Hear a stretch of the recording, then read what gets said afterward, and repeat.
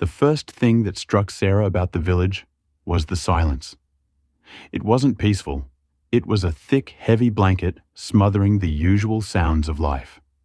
There were no children laughing, no distant chatter, only the occasional hesitant whisper from the locals who averted their eyes as she passed. Sarah, an American anthropologist, had come to this remote part of central Java to study traditional farming methods. She'd rented a small, elevated wooden house on the edge of vast, emerald green rice terraces. The beauty was breathtaking, but it was a beauty that felt watchful. Her landlord, an old man named Suro, had given her only one rule when he handed her the key. His gnarled finger pointed towards the largest rice field, where a single ancient banyan tree stood sentinel. "Do not go into the fields after the last call to prayer," he said, his voice gravelly and serious. "And if you hear a woman singing a tembang, a Javanese melody, at night, close your windows. Do not look, do not answer." Sarah, a woman of science and reason, had nodded politely, filing it away as local superstition. The first 2 nights were uneventful. The third night, the singing began. It was faint at first, a haunting, melancholic melody that seemed to weave through the rustling rice stalks. It was beautiful and sad, sending a shiver down Sarah's spine that had nothing to do with the cool night air. Remembering Mbasuro's warning, she quickly closed the wooden shutters, muffling the sound. Her heart hammered against her ribs. "It's just the wind," she told herself, "or someone's radio." But the singing returned the next night, and the next. Each time, it sounded closer, more clear. It was a lullaby, she realized, but one sung with a profound, bottomless grief. Her scientific curiosity began to war with her primal fear. Who was this woman? Why was she singing? On the 5th night, fueled by a frustrating day of research and a stubborn refusal to be intimidated by folklore, she decided to break the rule. The singing started again, now so close it seemed to be just outside her door. Grabbing her high-powered flashlight, she crept onto her porch. The moon was full, casting a silvery glow over the terraces. The rice stalks swayed in a breeze Sarah couldn't feel.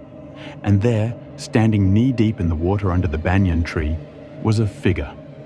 It was a woman in a kabaya, her long black hair obscuring her face. Her back was turned, and the sorrowful tembang flowed from her, a sound that seemed to make the very air vibrate with sadness. Against every screaming instinct, Sarah clicked on her flashlight. The beam cut through the darkness, illuminating the woman. The singing stopped. Slowly, impossibly slowly, the woman began to turn. There was no walking, no movement of her feet. She simply rotated, like a statue on a pivot. Sarah's breath caught in her throat. The woman's face was not a face. It was a smooth, featureless expanse of skin, like polished porcelain. And then, from that blank canvas, a mouth tore open, a wide, grotesque gash. A voice, now a distorted, guttural echo of the beautiful singing, rasped a single word. "Look." Sarah stumbled back, dropping the flashlight. It clattered on the wooden planks, its beam dying instantly. She scrambled inside, bolting the door and pressing her back against it, trembling uncontrollably. The next morning, the village was still silent, but the looks from the locals were different now. It wasn't just avoidance, it was pity. Suro was waiting on her porch, his face grim. "You looked," he said, not as a question. I saw her," Sarah stammered, her voice shaking. "What was that? What does it want?" "It is a Kuntilanak," Suro explained quietly. "A spirit of a woman who died in great sorrow, often in childbirth. She lingers between worlds, singing to lure the living. She does not want to harm you. She wants a companion for her loneliness. She wants you to see her sorrow. But her face, it was blank. Because her identity is gone. Only her pain remains.